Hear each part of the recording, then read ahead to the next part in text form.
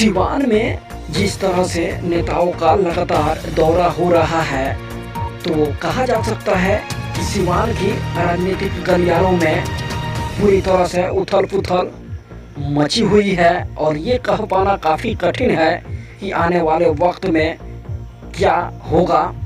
बहरहाल ओसामा साहब से मिलने के लिए सिवान पहुंचे उमर खान ने मीडिया से मुखातिब होते हुए उन्होंने क्या कुछ कहा, आइए देखते हैं पूरी खबर वीडियो में।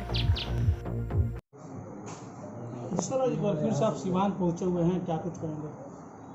तो सिवान पहुंचे हैं, पूरे बिहार के हर ज़िला से माइनॉरिटी के खासकर लोग आए हुए हैं उन लोगों के साथ। सिवान बिहार की सियासत में बहुत उथल पुथल है और एक बिहार के एक बहुत कद्दावर नेता हम लोगों के बीच नहीं रहे और वो कमी पूरे बिहार वासियों को महसूस हो रही है।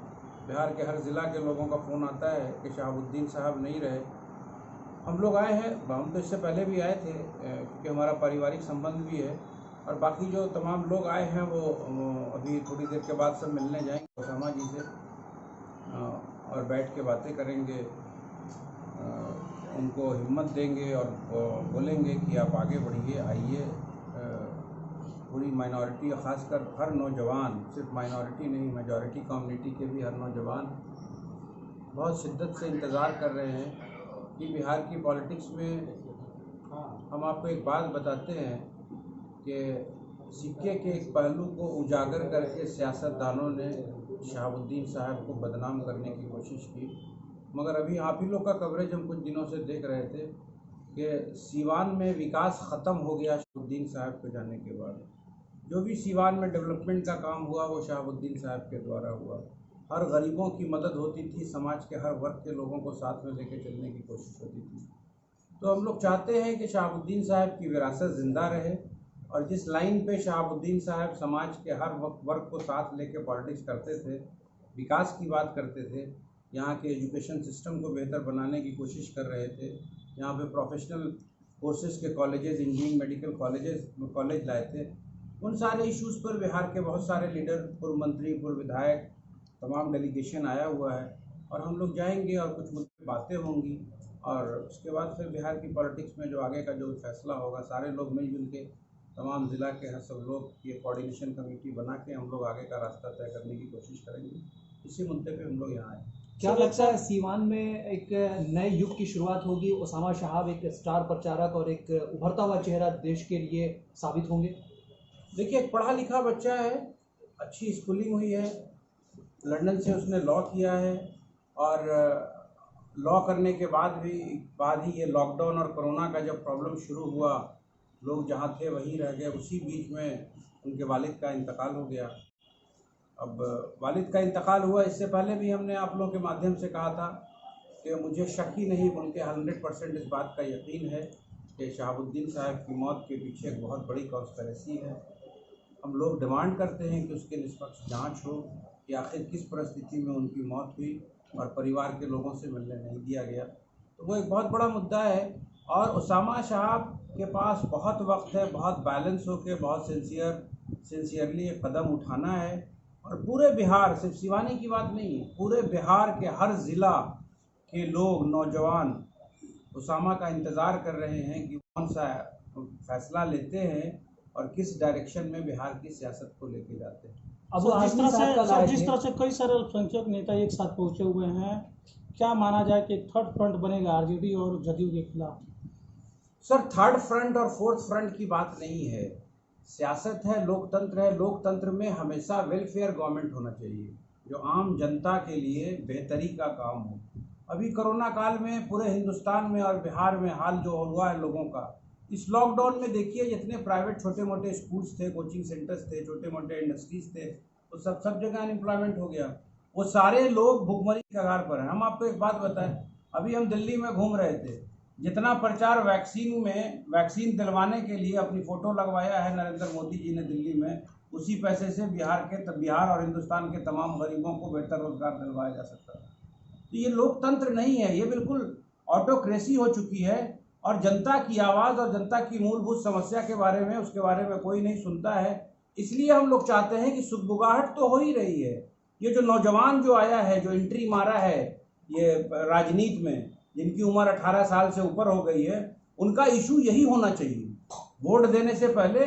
और बिहार का और हिंदुस्तान का डेवलपमेंट तभी संभव है कि जब आपका इशू एजुकेशन हो, जब आपका एजुकेशन इशू हेल्थ केयर हो, जब आपका इशू एम्प्लॉयमेंट हो, लॉ एंड ऑर्डर हो, डेवलपमेंट हो, इंफ्रास्ट्रक्चर का, आपकी माँ बहन की सुरक्षा की गारंटी दी जाए। इशू कास्ट बेस्ड पॉलिटिक्स से बिहार और हिंदुस्तान तराहीमाम हो रहा है। 100 रुपये लीटर पेट्रोल बिक रहा है। हम एक छोटा सा उदाहरण आपको देते हैं कि आज समाजवाद और प्रोटेस्ट की बात होती है, लोकतंत्र नहीं है। 1973 में 10 पैसा पेट्रोल का दाम बढ़ा था, 1973 की बात कर रहे हैं। 10 पैसा प्रति लीटर पेट्रोल का दाम बढ़ा था। तो आदरणीय पूर्व स्वर्गीय अटल बिहारी वाजपेयी जी बैलगाड़ी पर सवार होकर पार्लियामेंट गए थे प्रोटेस्ट करने के लिए। आज हम और आप इतने खंडित हो चुके हैं, अलग अलग जमायत के गुलाम हो चुके हैं कि जो मेन इश्यूज़ हैं, एलपीजी सिलेंडर का दाम बढ़ रहा है, पेट्रोल डीजल का दाम बढ़ रहा है, इंटरनेशनल मार्केट में क्रूड ऑयल का दाम सस्ता है, उसके बावजूद भी एक्साइज और टैक्सेस के माध्यम से गरीब जनता के खून को चूसा जा रहा है। इसलिए हम चाहते हैं कि उसामा शहाब जैसे नौजवान भी मेन स्ट्रीम पॉलिटिक्स में आए और इशू बेस्ड पॉलिटिक्स करें, नौजवानों का एक समूह बने और बिहार में परिवर्तन आए और बिहार में फिर से विकास की बयार बहे, बिहार सुरक्षित हो, बिहार के बच्चे को बिहार में रोजगार मिले, समाज के हर वर्ग को समानता मिले, कोई भेदभाव नहीं हो। हम लोग इसी मुद्दे पे बात करेंगे और बहुत सारे लोग पहली बार आए हैं शहाब साहब के इंतकाल के बाद, तो वो लोग उसामा से मिलेंगे और अपना संतावना देंगे। सर, आप दिल्ली गए थे, अबू आजमी साहब अभी आए हुए थे और उन्होंने भी कहा है कि उसामा शहाब को खुल करके आगे आना चाहिए राजनीति में। क्या लगता है कि पूरे देश से जहां लोग आ रहे हैं, अब उसामा शहाब का कद कितना ऊंचा हो गया है? देखिए, एक बात आपको बताते हैं, जब कोई चीज़ आपके पास से चली जाती है तब उसका इम्पोर्टेंस समझ में आता है। इम्पोर्टेंस तभी आपका समझ में आता है। शहाबुद्दीन साहब नेशनल लेवल के नहीं, इंटरनेशनली उनको लोग जानते थे, उनके अच्छे कामों की बुनियाद पे जानते थे। जो सिक्के के एक पहलू को उजागर करके राजनेताओं ने उनके नाम पर इतना दिन सिर्फ पॉलिटिक्स की है, नेगेटिव पॉलिटिक्स की है, आज उनको इस बात का एहसास होगा कि बड़े बड़े लीडर पूरे हिंदुस्तान के उस परिवार के घर पर पहुंच रहे हैं और वो चाहते हैं कि शहाबुद्दीन साहब की विरासत बिल्कुल सशक्त तरीके से, बिल्कुल सूझबूझ से उनके बेटा उसामा शहाब उस विरासत को बरकरार करें, न्याय का काम करें और सीवान में और पूरे बिहार में नौजवानों को, गरीबों को, समाज के हर वर्ग के लोगों के लिए न्याय की गुहार लगाए और उनके लिए एक लड़ाई लड़े मजबूती से। क्या ये तेजस्वी यादव को ये बात समझ में नहीं आ पा रही है अभी तक? सर, गोल्डन स्पून लेके पैदा हुए। जब आदमी, एक होता है राजपुत्र और एक होता है धरती पुत्र।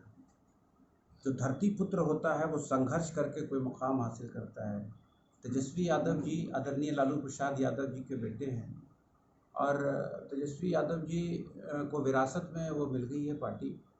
तो उनके जो एडवाइज़र हैं, मैंने एक मरतबा बोला था मीडिया से, राष्ट्रीय जनता दल दो तरह की है। एक राष्ट्रीय जनता दल है जो बिहार में है और हम हमेशा बोलते हैं कि लालू प्रसाद यादव जी के जो बड़े बेटे हैं तेज प्रताप यादव जी, उनके दिल में गरीबों के प्रति बहुत वो है, सम्मान है। वो सबको सम्मान देना चाहते हैं, नौजवानों के हित की बात करते हैं, मगर उनके खिलाफ ऐसा नैरेटिव फिक्स करके उनको साइडलाइन कर दिया गया। और एक सियासत है जो दिल्ली के दरबार से तय होती है, जो मेन स्ट्रीम पॉलिटिक्स हो रही है राष्ट्रीय जनता दल। तेजस्वी यादव जी को इस चीज़ का एहसास होना चाहिए था कि शहाबुद्दीन साहब ने 30 साल तक अपने खून पसीने से इस पार्टी को सींचा है और आज जब उनका देहांत हुआ था तो ना उनके परिवार से वो मिलने आए, ना उनके अंतिम संस्कार में दिल्ली पहुंचे, ना अस्पताल पहुंचे। तो बिहार की जनता को फैसला करना है कि उनका फैसला सही था या गलत। सर, आप दिल्ली गए थे, चिराग पासवान से और इमरान प्रतापगढ़ी से मिले हैं और आज उसामा साहब से मिल रहे हैं, क्या कुछ आगे की? इमरान प्रतापगढ़ी जी से हमारा बहुत पुराना संबंध है, बड़े भाई और छोटे भाई वाला संबंध है। मैं जब दिल्ली जाता हूं तो हमेशा इमरान जी से मिलता हूं और अभी मैं दिल्ली गया था अपने हेल्थ चेकअप के लिए, थोड़ा सा प्रॉब्लम था इस वजह से गया हुआ था। और इमरान साहब अभी इंडियन नेशनल कांग्रेस के ऑल इंडिया के माइनॉरिटी के अध्यक्ष बने हैं, तो मैं उनको मुबारकबाद देने गया था। चिराग पासवान जी से मिलने का उद्देश्य यही था कि उनके साथ जो अभी छल हुआ है और बहुत दिनों से उनके साथ जो लोग हैं उनसे जान पहचान थी, तो ऐसे ही चाय पर बुलाया गया था, तो हम लोग वहाँ बैठ के ऐसे ही बिहार के पॉलिटिकल सिनेरियो का चर्चा किया, कोई वैसी कोई विशेष बात नहीं हुई। आज की मुलाकात क्या कुछ बदलाव लाने वाली है क्या बिहार के चुनाव बिहार में बदलाव तो आ ही रहा है। आप लोग चौथे स्तंभ है लोकतंत्र के, बदलाव तो आ ही रहा है बिहार में, देख रहे हैं डेली नया नया डेवलपमेंट हो रहा है। ठीक है, थैंक यू सर।